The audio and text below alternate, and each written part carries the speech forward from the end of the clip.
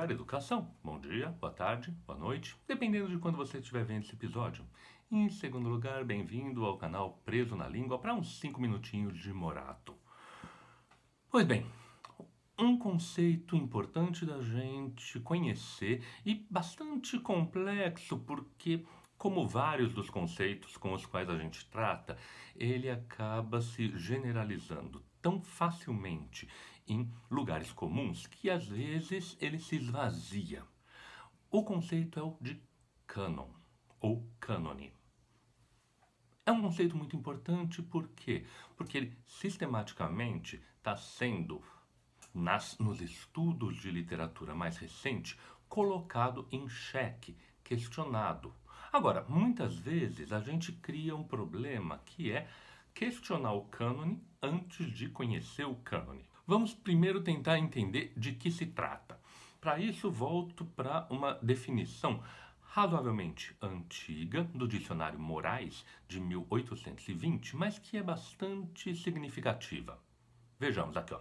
Cânon, regra moral e, por excelência, das que a Igreja prescreve nos concílios. Cânone, enumeração, rol.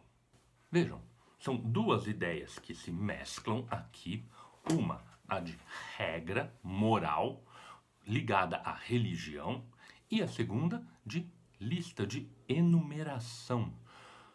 O cânone é normalmente a lista, a enumeração das obras literárias que são consideradas importantes para a literatura de uma determinada língua. A gente tem esse costume, já desde o século XIX, de separar as literaturas através das línguas em que elas foram escritas. Por isso são literaturas nacionais, a literatura francesa, a literatura americana, a literatura italiana, a literatura portuguesa, a literatura brasileira. Língua e nacionalidade se misturam. E dentro da nacionalidade e dentro de uma língua existem uma série de obras que são consideradas as importantes. No caso da literatura brasileira de língua portuguesa, porque vai existir, vamos lembrar, uma literatura brasileira de língua não portuguesa. Todas as tradições indígenas são um tipo de cânon também. Na literatura brasileira de língua portuguesa, a gente tem autores como Machado de Assis, como José de Alencar, como Manuel Bandeira, como Mário de Andrade, como Oswald de Andrade, como Jorge Amado. A dificuldade se monta principalmente quando a gente mistura o primeiro conceito de cânon, que é a questão de valores e regra moral, com o segundo, achando que esses autores mencionados têm, por definição, uma superioridade moral a outros.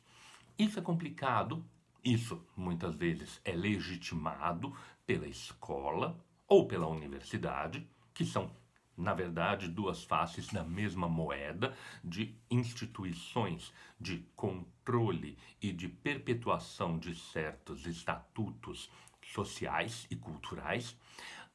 Agora, tendo uma ideia um pouco mais humilde a respeito do cânon, a gente precisa lembrar que, como enumeração, o cânon é também uma coleção de membros do debate. O cânon, sendo enumeração, ele também pode ser refeito, não tem problema. A grande questão é manter o cânon ativo, manter o cânon funcionando. Aqui, uma reflexão muito rápida a respeito do cânon. Isso não quer dizer que eu defenda que a gente deva, 1, acabar com o cânon, ou 2, refazê-lo completamente. Enquanto membros de um debate, as obras canônicas, elas estão aí, mesmo que para serem desafiadas, elas estão aí. E faz parte que a gente mantenha certa interlocução. Isso eu creio que é bastante importante. Uma questão que se coloca adjacente a isso, que é essa pequena reflexão que eu gostaria de fazer aqui, é que pode ser que a gente precise superar um pouco a definição de literatura feita no romantismo por língua e nacionalidade. Porque é muito evidente que, se por um lado existem obras canônicas na língua portuguesa aqui no Brasil, como por exemplo os romances do José de Alencar, por outro, é também bastante significativo que haja mais gente que conhece Sherlock Holmes do que conhece o Birajara.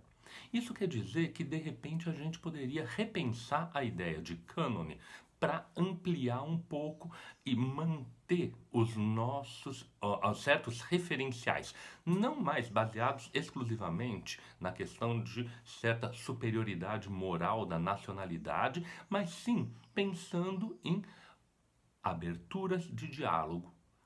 Se Joaquim Manuel de Macedo pode, de repente, se perder um pouco nesse cânon, se Maria Firmina dos Reis pode ampliar esse cânon, por outro lado, Machado de Assis, creio, pode permanecer o tempo todo, acrescido e enriquecido quando lido em comparação com alguns franceses, com alguns espanhóis, com alguns ingleses.